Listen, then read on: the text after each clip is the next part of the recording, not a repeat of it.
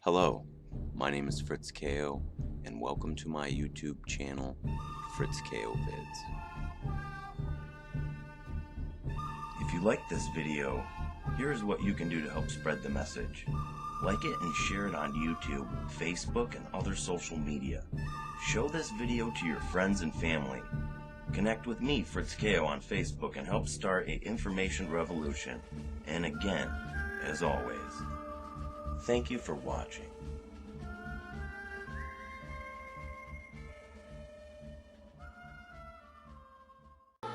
Syria.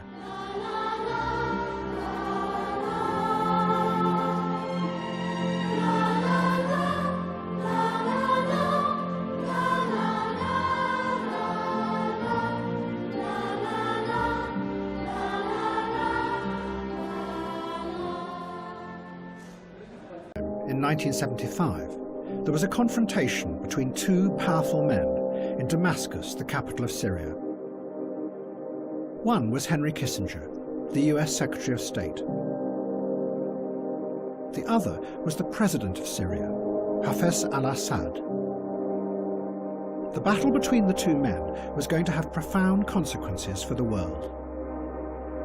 And like in New York, it was going to be a struggle between the old idea of using politics to change the world and a new idea that you could run the world as a stable system.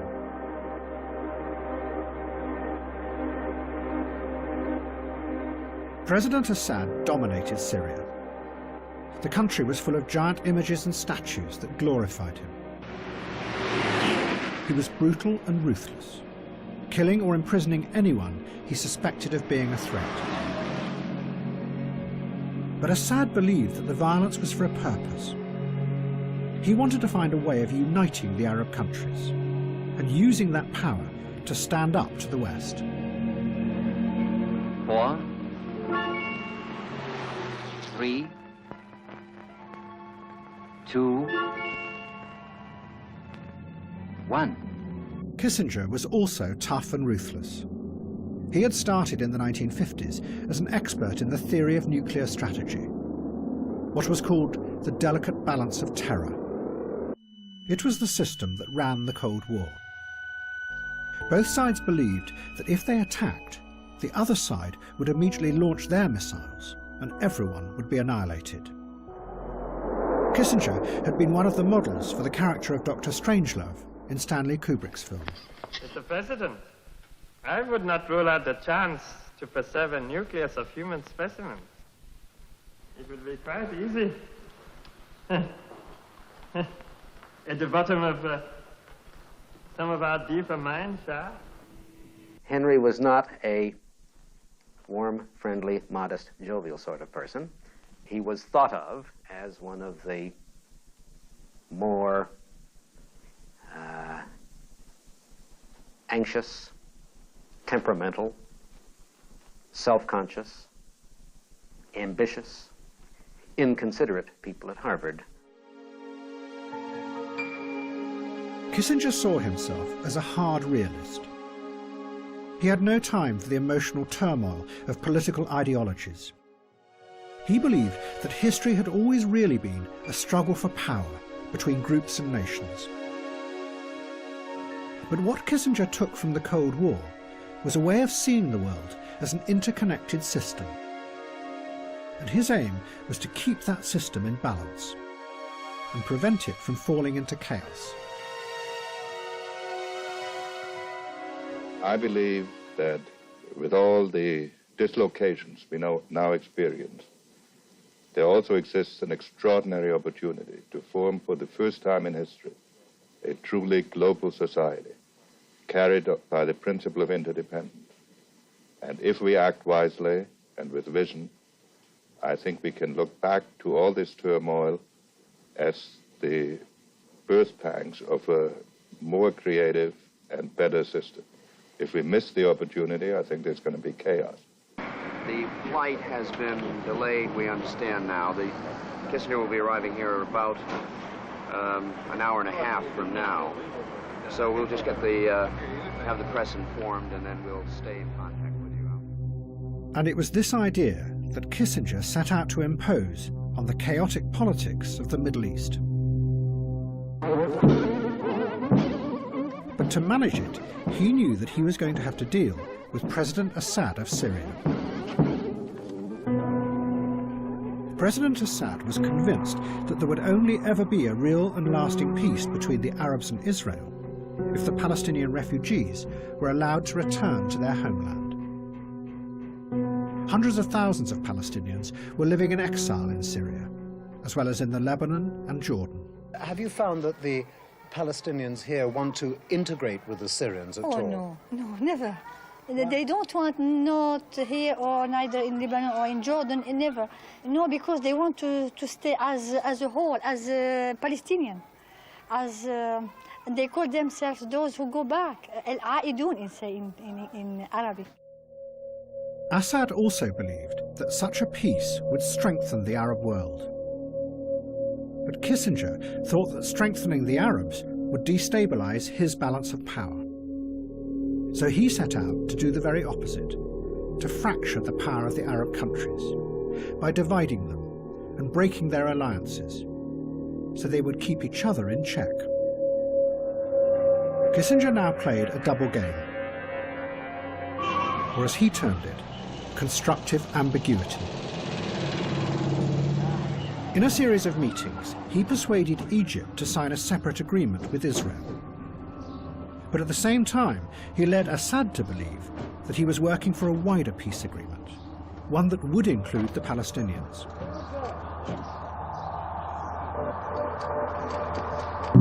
In reality, the Palestinians were ignored. They were irrelevant to the structural balance of the global system.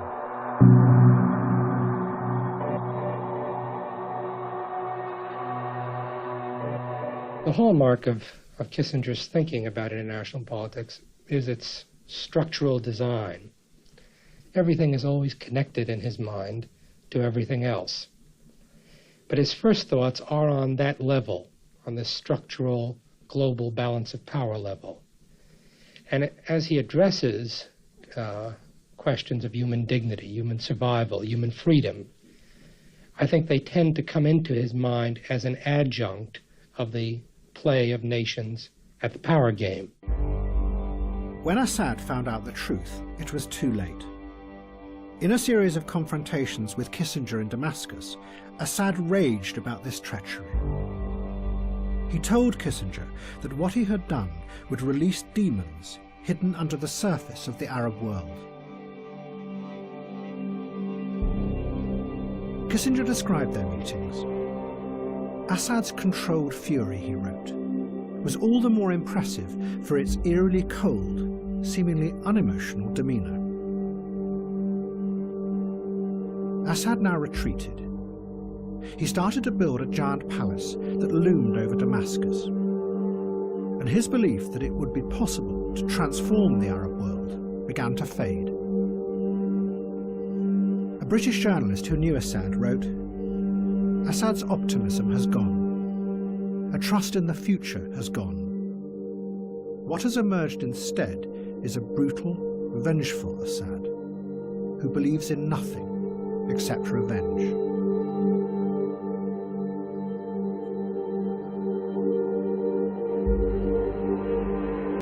I, Ronald Reagan, do solemnly swear that I will faithfully execute the office of President of the United States. That I will faithfully execute the office of President of the United States. The new President of America had a new vision of the world. It wasn't the harsh realism of Henry Kissinger any longer. It was different. It was a simple moral crusade, where America had a special destiny to fight evil and to make the world a better place. The places and the periods in which man has known freedom are few and far between, just scattered moments on the span of time. And most of those moments have been ours. The American people have a genius for great and unselfish deeds. Into the hands of America, God has placed the destiny of an afflicted mankind. God bless America. But this crusade was going to lead Reagan to come face to face with Henry Kissinger's legacy. and above all, the vengeful fury of President Assad of Syria. Israel was now determined to finally destroy the power of the Palestinians. And in 1982, they sent a massive army to encircle the Palestinian camps in the Lebanon. Do you know how strong the Israelis are? Do you know how many tanks they have outside Beirut? Do you know how strong they are? يعني بيقول انه احنا بنعرف انه الاسرائيليين اقوياء، فهل هذا بيأثر علينا؟ اسرائيل وامريكا وكل دول العالم ما بتأثر علينا طول ما سلاحنا بايدنا، ولا اي دولة في العالم تقدر تحاربنا. We are not ready to surrender. طول ما هو الشعب رافع راسه والشعب معنا ما حدا بيقدرنا. طلع شاب يانج لسه بيبل اولاد صغار على الحرب.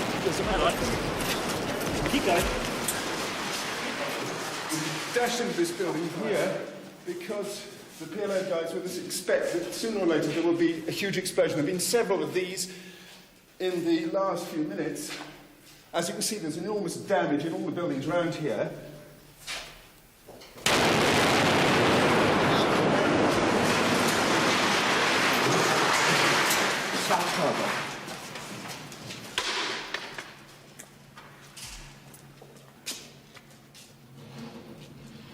Quick.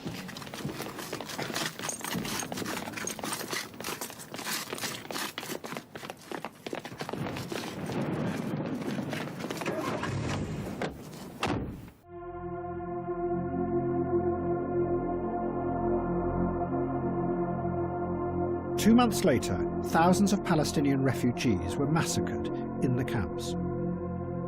It horrified the world. But what was even more shocking was that Israel had allowed it to happen.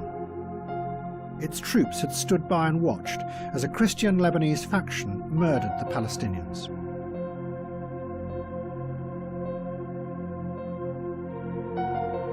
This was the first of the massacres we discovered yesterday. Now, 24 hours later, the stench here is appalling. But the effects on the Israelis of what their Christian allies did here and in dozens of other places around this camp are going to be immense.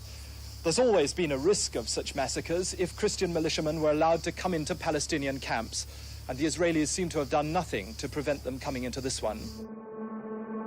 In the face of the horror and the growing chaos, President Reagan was forced to act. He announced that American Marines would come to Beirut to lead a peacekeeping force. Reagan insisted that the troops were neutral, but President Assad was convinced that there was another reality. He saw the troops as part of the growing conspiracy between America and Israel to divide the Middle East into factions and destroy the power of the Arabs.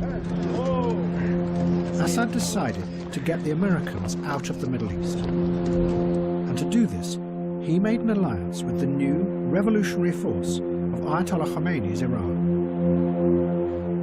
And what Khomeini could bring to Assad was an extraordinary new weapon that he had just created. It was called the poor man's atomic bomb.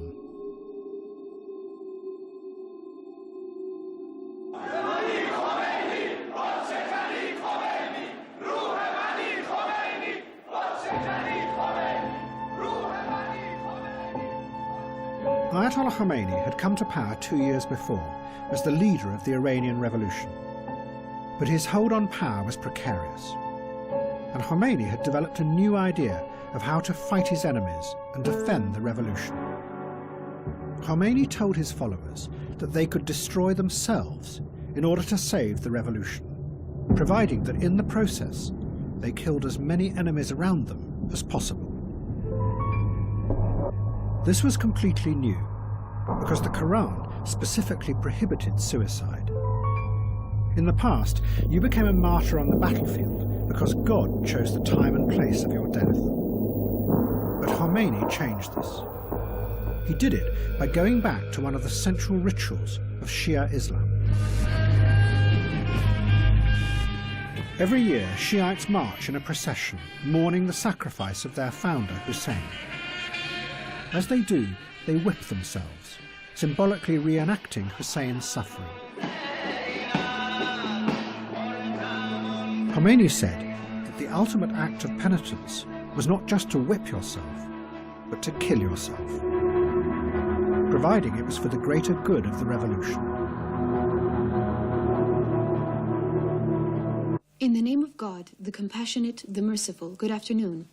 An Iraqi Soviet-made MiG-23 was shot down by the Air Force jet fighters of the Islamic Republic over the northwestern Iranian border region of Marivan at 10:08 hours local time Saturday, said the Joint Staff Command's communique numbered 1710.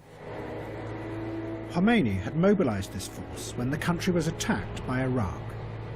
Iran faced almost certain defeat because Iraq had far superior weapons, many of them supplied by America. So the revolutionaries took tens of thousands of young boys out of schools, put them on buses and sent them to the front line. Their job was to walk through the enemy's minefields, deliberately blowing themselves up in order to open gaps that would allow the Iranian army to pass through unharmed. It was organized suicide on a vast scale. This human sacrifice was commemorated in giant cemeteries across the country. Fountains flowing with blood-red water glorified this new kind of martyrdom.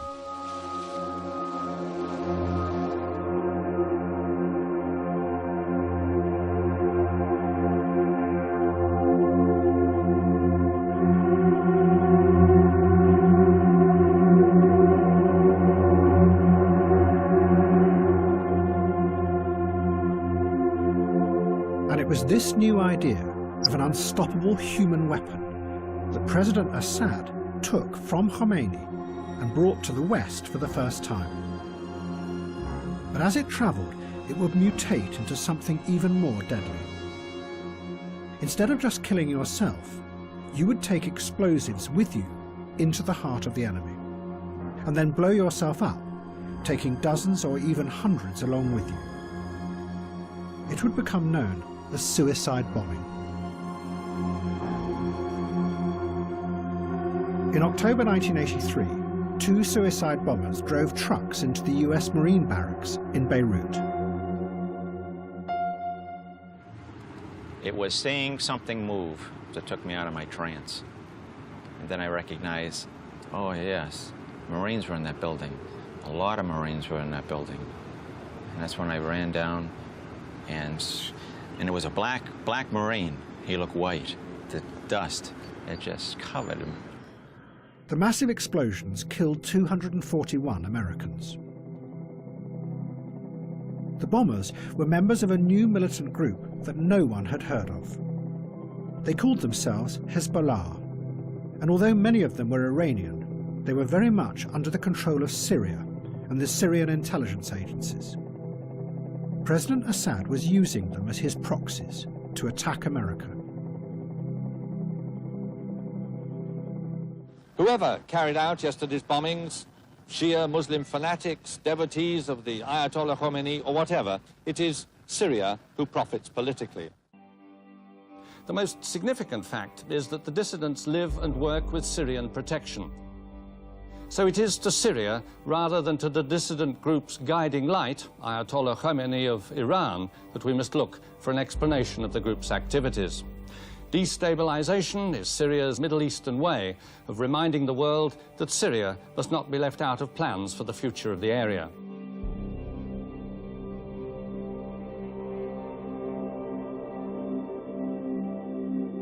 There are no words that can express our sorrow and grief over the loss of those splendid young men and the injury to so many others. But these deeds make so evident the bestial nature of those who would assume power if they could have their way and drive us out of that area. But despite his words, within 4 months, President Reagan withdrew all the American troops from the Lebanon. The Secretary of State, George Shultz, explained, "We became paralyzed by the complexity that we faced," he said. So the Americans turned and left. For President Assad, it was an extraordinary achievement. He was the only Arab leader to have defeated the Americans and forced them to leave the Middle East. He had done it by using the new force of suicide bombing, a force that once unleashed was going to spread with unstoppable power. But at this point, both Assad and the Iranians thought that they could control it. And what gave it this extraordinary power was that it held out the dream of transcending the corruptions of the world and entering a new and better realm. One should defend the realm of Islam and Muslims against heretics and invaders. And to fulfill this duty, one should even sacrifice one's life. We believe that martyrs can overlook our deeds from the other world. It means that after death, the martyr lives and can still witness this world.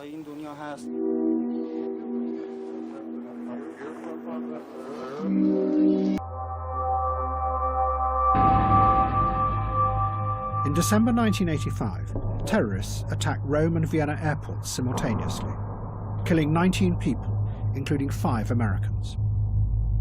There was growing pressure on President Reagan to retaliate.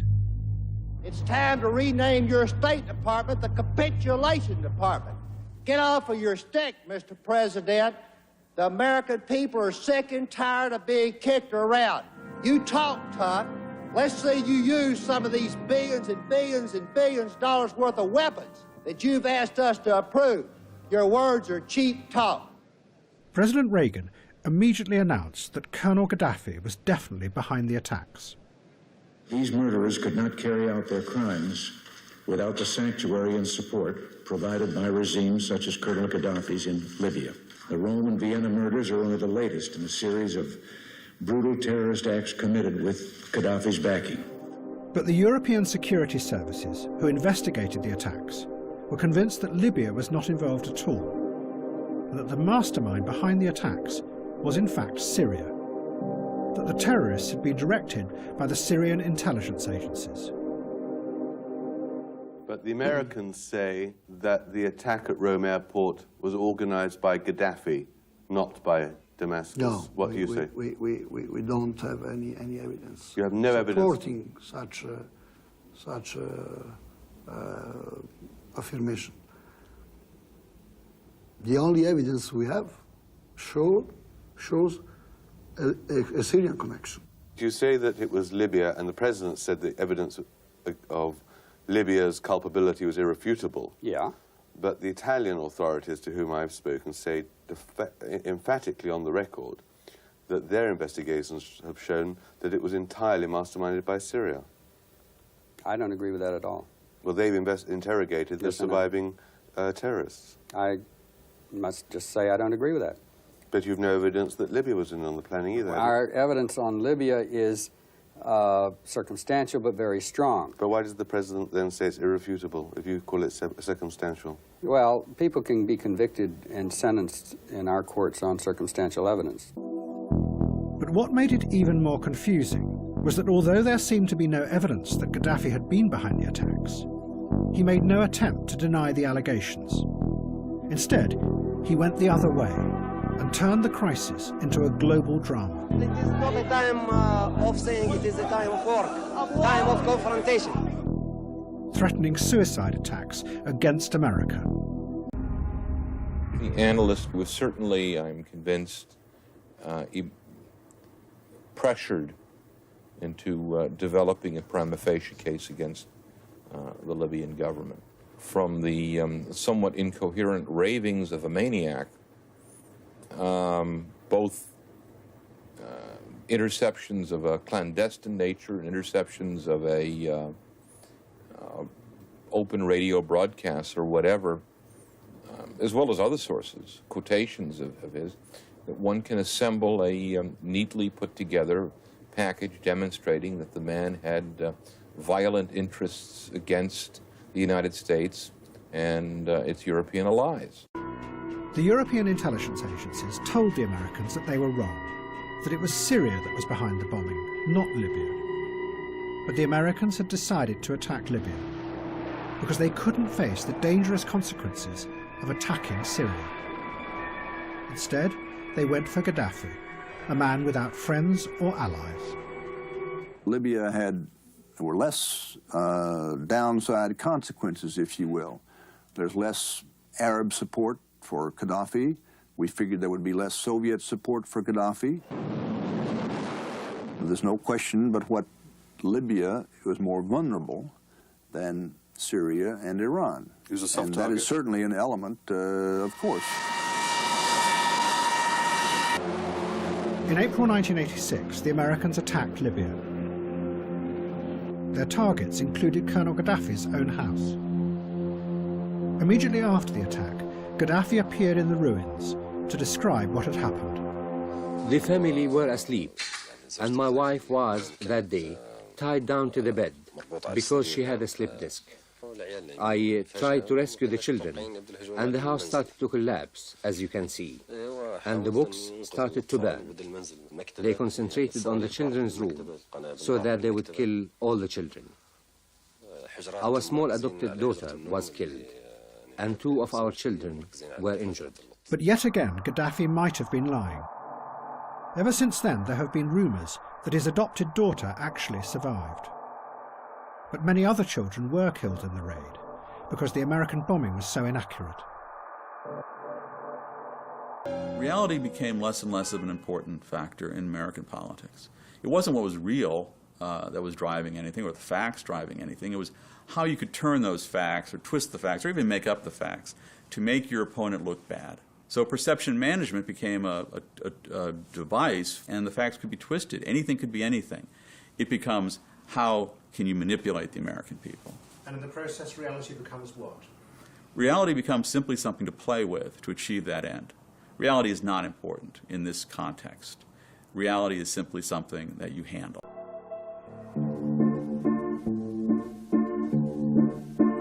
President Assad didn't want stability. He wanted revenge.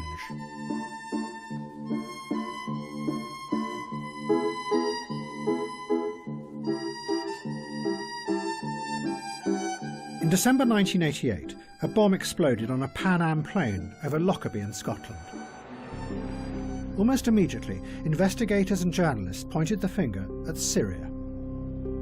The bombing had been done, they said, in revenge for the Americans shooting down of an Iranian airliner in the Gulf a few months before. And for 18 months, everyone agreed that this was the truth. But then, a strange thing happened. The security agencies said that they had been wrong. It hadn't been Syria at all. It was Libya who had been behind the Lockerbie bombing. But many journalists and politicians did not believe it. They were convinced that the switch had happened for the most cynical of reasons. That America and Britain desperately needed Assad as an ally in the coming Gulf War against Saddam Hussein. So once again, they blamed Colonel Gaddafi as the terrorist mastermind. Well, Syria, of course, was unfortunately accused of many terrorist outrage and of harbouring terrorist groups. It appears that we have now restored relations with them, as have the Americans. They're now our friends, although we get no real assurances on the past whatsoever. It strikes me as very strange indeed that many of the things we thought were previously the responsibility of Syria have now dramatically become the responsibility of Libya. But Assad was not really in control, because he had released forces that no one would be able to control. The force that 10 years before he had brought from Iran to attack the West, the human bomb, was now about to jump, like a virus, from Shia to Sunni Islam.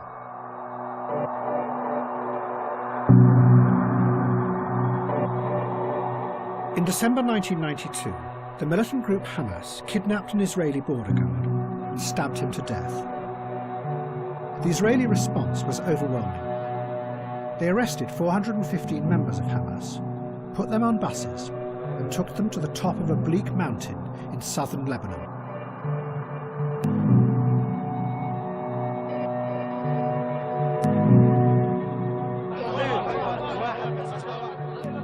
They left them there and refused to allow any humanitarian aid through.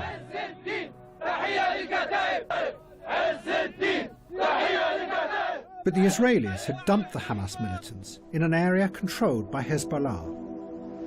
They spent 6 months there, and during that time they learnt from Hezbollah how powerful suicide bombing could be. Hezbollah told them how they had used it to force the Israelis out of Beirut and back to the border.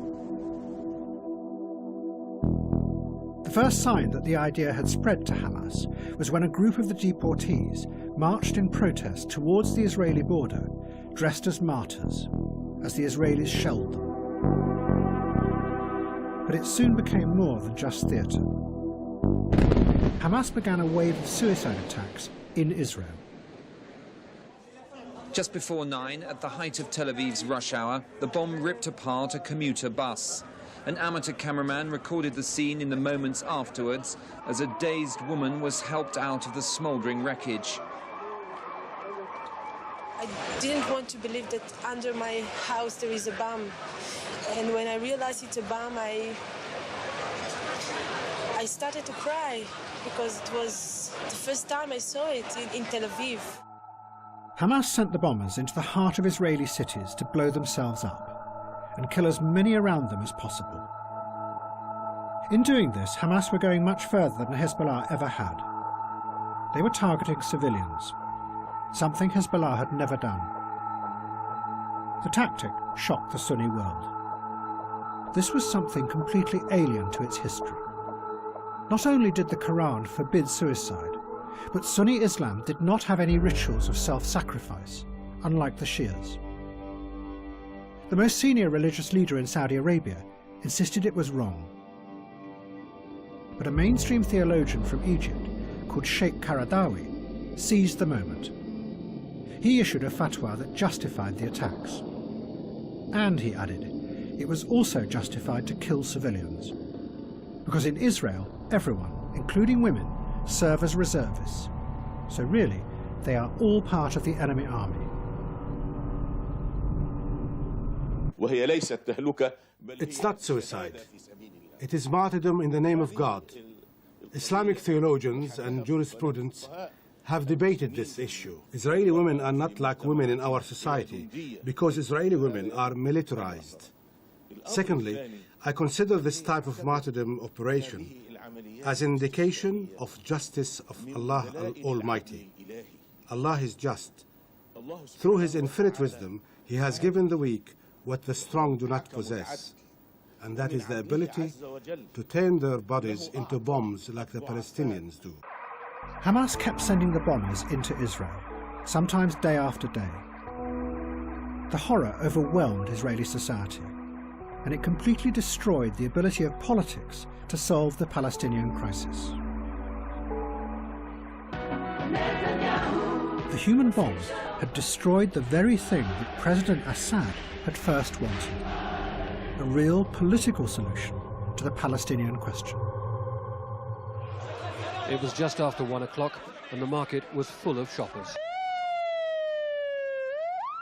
Streams of ambulances came to carry away the dead and the injured.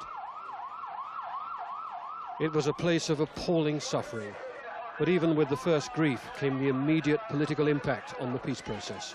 It's impossible. This moment it will be the end, must be the end of this bloody peace process.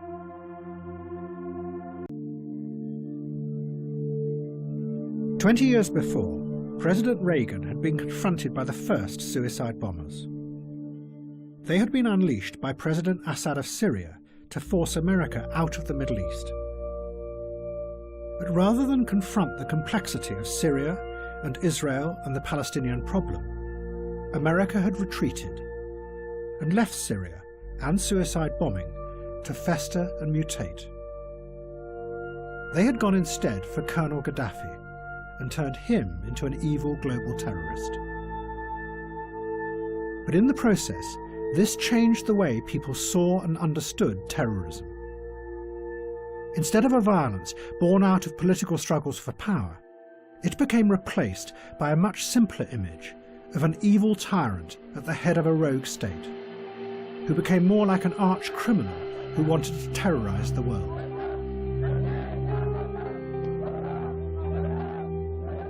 all the politics and power dropped away.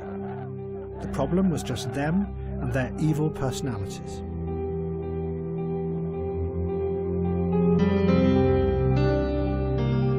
And after 9/11, this led to a new and equally simple idea. That if only you could remove these tyrannical figures, then the grateful people of their country would transform naturally into a democracy, because they would be free of the evil. We owe it to the future of civilization not to allow the world's worst leaders to develop and deploy and therefore blackmail freed-loving countries with the world's worst weapons. We know they've already got chemical and biological weapons there. We know that they're certainly doing their best to acquire nuclear weapons technology. If we allow them to do that and do nothing about it, then I think later generations will consider us deeply irresponsible. Both Tony Blair and George Bush became possessed by the idea of ridding the world of Saddam Hussein. So possessed that they believed any story that proved his evil intentions. And the line between reality and fiction became ever more blurred. In September 2002, the head of MI6 rushed to Downing Street to tell Blair excitedly that they had finally found the source that confirmed everything. The source, he said, had direct access to Saddam Hussein's chemical weapons program, which was making vast quantities of VX and sarin nerve agents. The nerve agents were being loaded into linked hollow glass spheres. But then someone in MI6 noticed that the detail the source was describing was identical to scenes in the 1996 movie The Rock, starring Sean Connery and Nicolas Cage.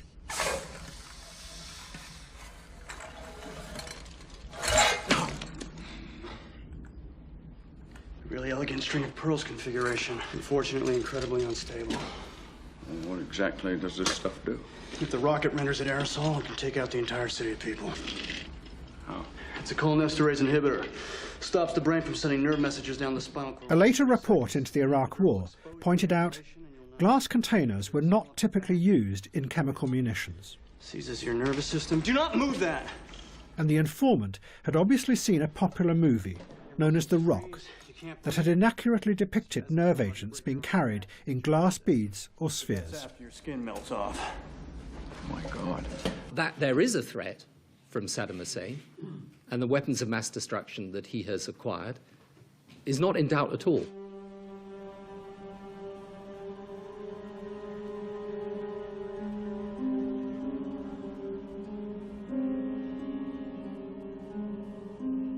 Hafez al-Assad had died in 2000.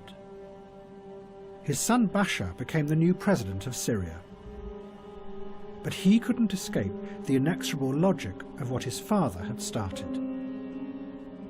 20 years before, his father had sent Shiite suicide bombers to attack the Americans in Lebanon.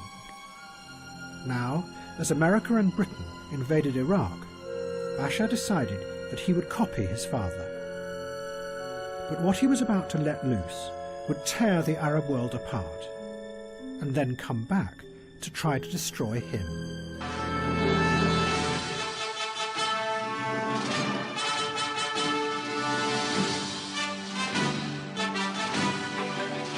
Bashar Assad was never supposed to have been president. It was always going to have been his elder brother, Basil. But then Basil had died in a car crash.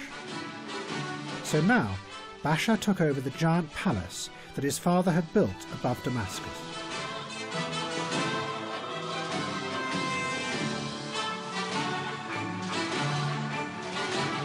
Up to this point, Bashar had not been interested in politics. He was fascinated by computers. He founded the Syrian Computer Society and brought the internet to the country. His favourite band was the Electric Light Orchestra. But now he was president, and he set out to attack America.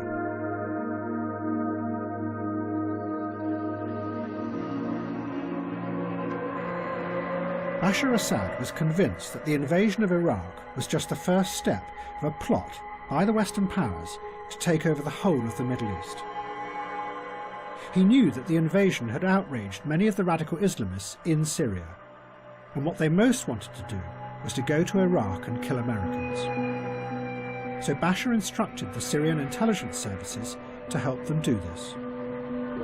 Syrian agents set up a pipeline that began to feed thousands of militants across the border and into the heart of the insurgency. And it grew. Within a year, almost all the foreign fighters from across the world were coming through Syria. And they brought suicide bombing with them. The Americans estimated that 90% of the suicide bombers in Iraq were foreign fighters.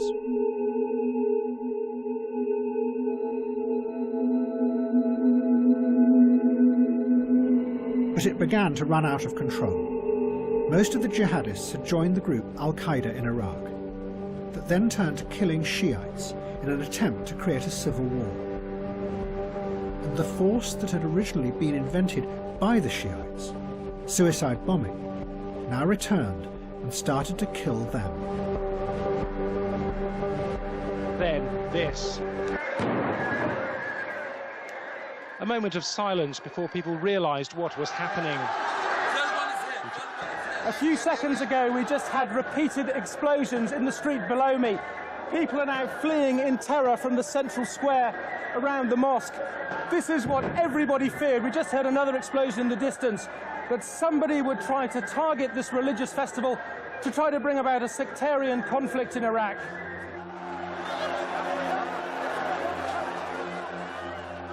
There was panic, a terrified stampede. But some of these people were running into the next bombs. We counted at least 6 separate explosions.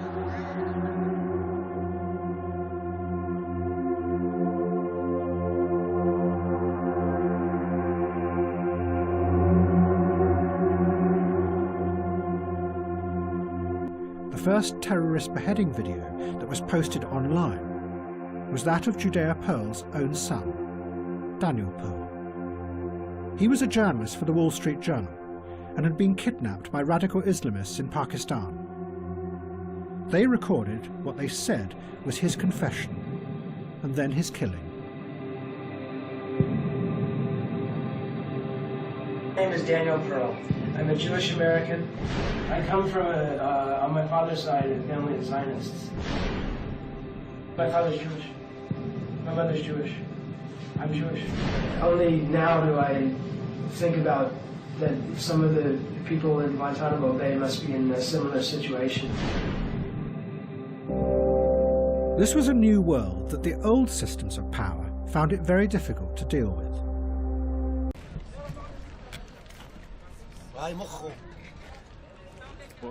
By now, Syria was being torn apart by a horrific civil war. What had started as part of the Arab Spring had turned into a vicious battle to the death between Bashar Assad and his opponents. And at the heart of the conflict was the force that his father had first brought to the West, suicide bombing.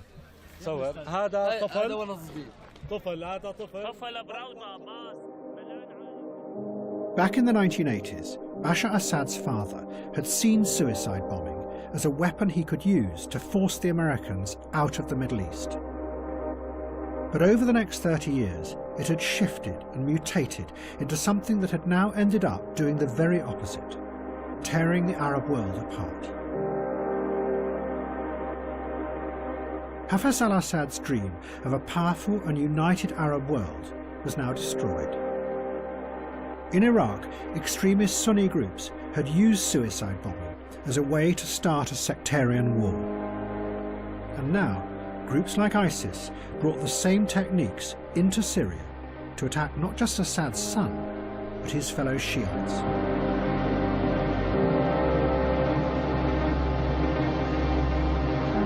And like his father, Bashar Assad retaliated with a vengeful fury, and the country fell apart. Allahu Akbar.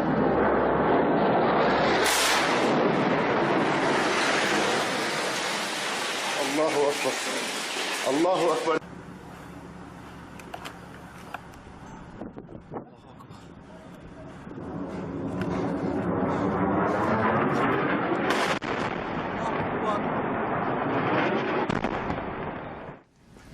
My fellow Americans, tonight I want to talk to you about Syria, why it matters, and where we go from here. Faced by the war, Western politicians were bewildered. They insisted that Bashar Assad was evil. But then it turned out that his enemies were more evil and more horrific than him. The question before the House today is how we keep the British people safe from the threat posed by ISIL. This is not about whether we want to fight terrorism, it's about how best we do that. So Britain, America and France decided to bomb the terrorist threat. But the effect of that was to help keep Assad in power.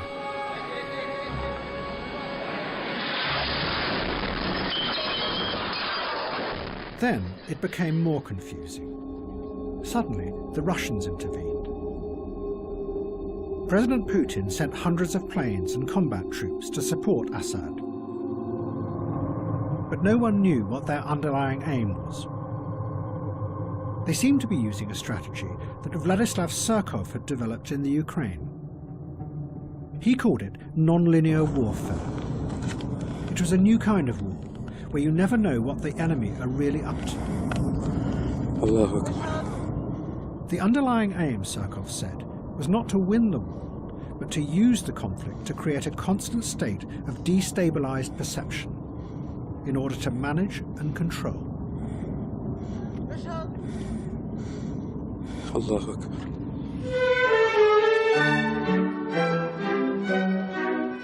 In March 2016, the Russians suddenly announced with a great fanfare that they were leaving Syria.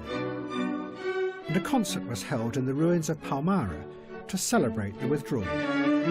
But in reality, the Russians never left. They are still there, and still no one knows what they really want.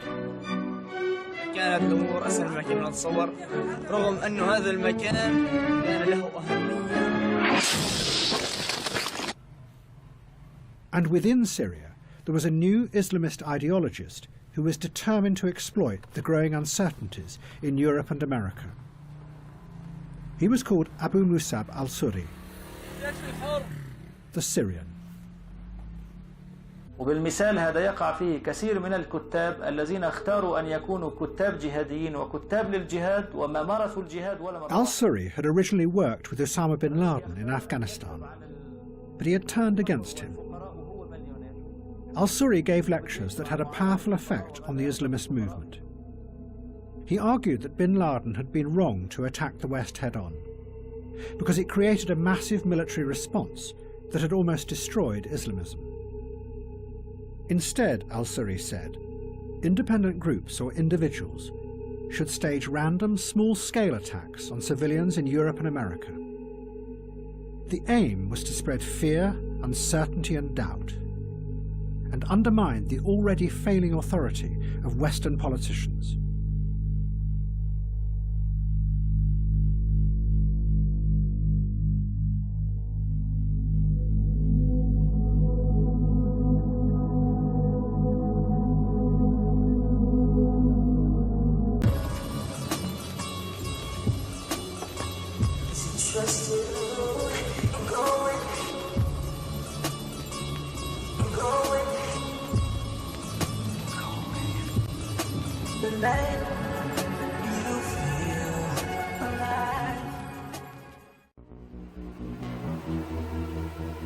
Thank you for watching Fritz Kale Vids.